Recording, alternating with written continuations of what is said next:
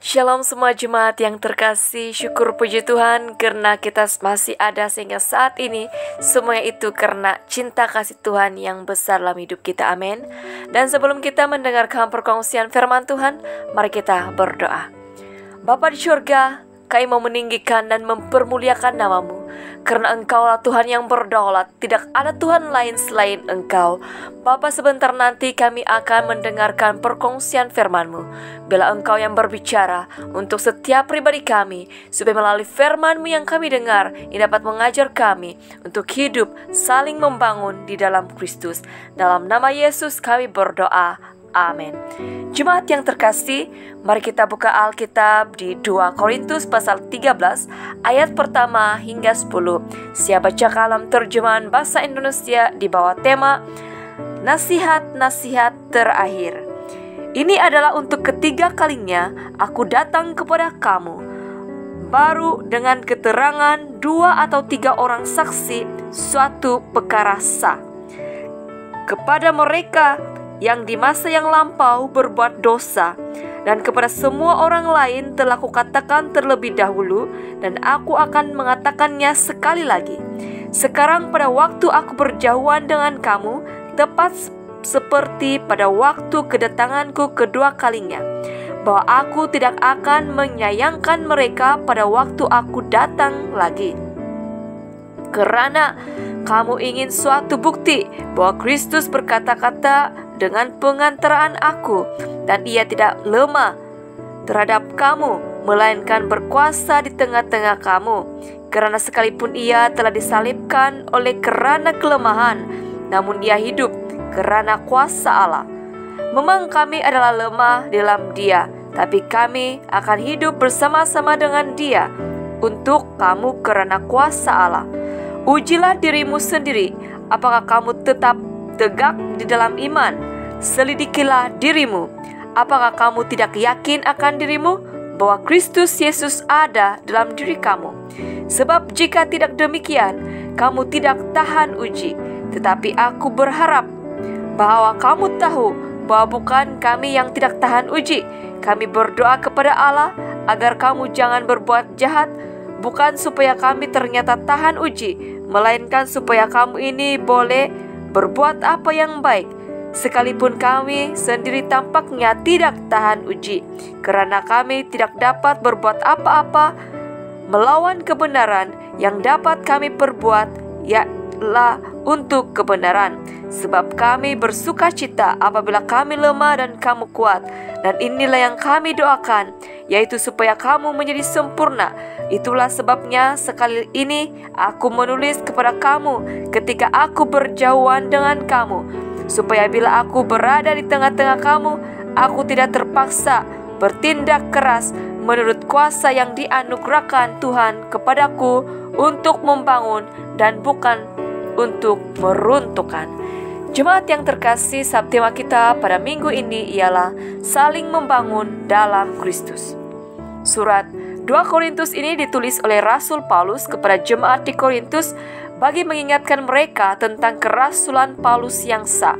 Rasul Paulus bersaksi tentang bagaimana Kristus menyertai sepanjang pelayanannya. Rasul Paulus sangat menekankan kehidupan yang sesuai dengan gaya hidup orang percaya. Rasul Paulus menegaskan tata tertib dan disiplin dalam pelayanan untuk tujuan memperbaiki, membimbing, dan membentuk jati diri orang percaya. Orang percaya harus saling membangun dalam kasih Kristus. Orang percaya harus mempunyai sikap yang peduli, peka, dan prihatin dengan keadaan sesamanya. Melalui pembacaan teks Alkitab sebentar tadi, kita dapat belajar bersama-sama untuk kita saling membangun di dalam Kristus. Yang pertama, menegur dengan kasih yang benar. Apabila Paulus melawat jemaat di Korintus untuk ketiga kalinya, Paulus akan bersikap tegas dan tidak akan berkompromi dengan perbuatan dosa. Paulus adalah seorang hamba Tuhan yang tegas, di mana dia mungkin berniat untuk menentang dan menegur perbuatan jahat jemaat di depan umum. memberikan tindakan disiplin dan tata tertib dari sudut pandangan rohani, serta merehatkan pemimpin dan jemaat daripada pelayanan agar tidak menjadi batu sandungan untuk orang lain. Apabila kita ingin membangun sesama kita, maka kita harus berani menegur, membimbing, dan memimpin sesama agar orang dan sesama kita bertobat dan diselamatkan. Kita harus tetap mengasihi orang tersebut, tetapi harus membenci dosa yang ada. Kasih yang benar adalah tidak berkompromi dengan kejahatan.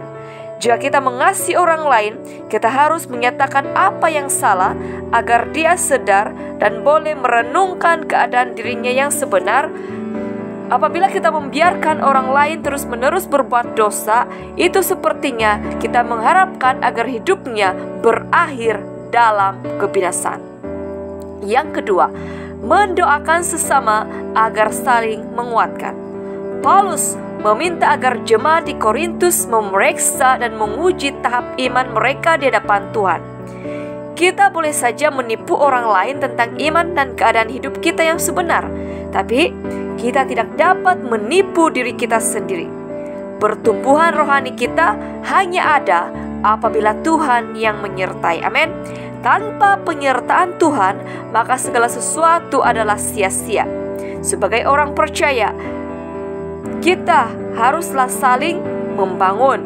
Kita harus memiliki hati yang siap untuk saling mendoakan di antara satu dengan yang lain. Doa yang lahir dari dalam hati dan dinaikkan dengan penuh keimanan akan dapat menggoncang dunia. Di saat-saat sukar seperti sekarang, kita harus tingkatkan lagi persekutuan doa kita di hadapan Tuhan dengan mendoakan pemimpin dunia, mendoakan pemimpin negara, mendoakan pemimpin negeri, mendoakan hamba-hamba Tuhan, mendoakan orang lain, mendoakan keluarga kita, dan berdoa untuk diri kita juga. Doakan orang-orang yang punya pergumulan yang berat, orang-orang yang berduka, orang-orang yang sakit, orang-orang yang dalam penjara, orang-orang yang kehilangan pekerjaan, orang-orang yang kelaparan, orang-orang yang mengalami kekerasan rumah tangga, orang yang mengalami masalah gangguan seksual dan sebagainya. Gereja adalah wakil Tuhan di tengah-tengah dunia.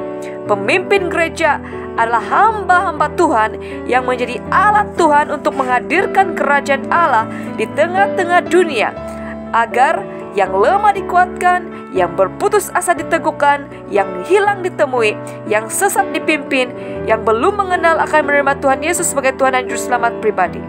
Untuk membangun sesama kita, milikilah hati yang hidup dalam sikap doa yang tulus tanpa ada perasaan prejudis dan kejahatan. Yang ketiga, matang bersama dalam iman. Orang yang matang dalam iman tidak akan mempunyai sikap tersaingi, tergugat, terpinggirkan, dan sebagainya. Namun hatinya hanya fokus kepada perkembangan pelayanan bagi kemuliaan nama Tuhan Yesus. Setiap daripada kita dipanggil Tuhan untuk menjadi anak-anak Tuhan, agar kita memiliki sifat-sifat Kristus dalam diri kita, sehingga kita dapat membangun sesama kita. Kita diutus Tuhan bukan untuk saling menjatuhkan, bukan untuk saling meruntuhkan dan membinasakan, tapi untuk saling menguatkan, mengasihi, dan membangun sama kita. Amin. Jemaat yang terkasih, di dalam Kristus ada damai sejahtera, ada pengampunan, ada pengharapan, dan ada cinta kasih. Oleh itu marilah kita hidup dalam sikap saling membangun dalam Kristus, karena hanya dalam Kristus ada kemenangan. Amin. Ada pengharapan dan ada keselamatan. Orang yang suka saling menjatuhkan, saling menentang, dan saling berbuat jahat adalah orang-orang yang hidupnya di luar Kristus. Oleh itu, kita yang mengaku sebagai orang percaya, marilah kita memiliki hati yang mempunyai sikap saling membangun, agar kita benar-benar dapat dipanggil sebagai anak-anak Tuhan. Mari kita berdoa.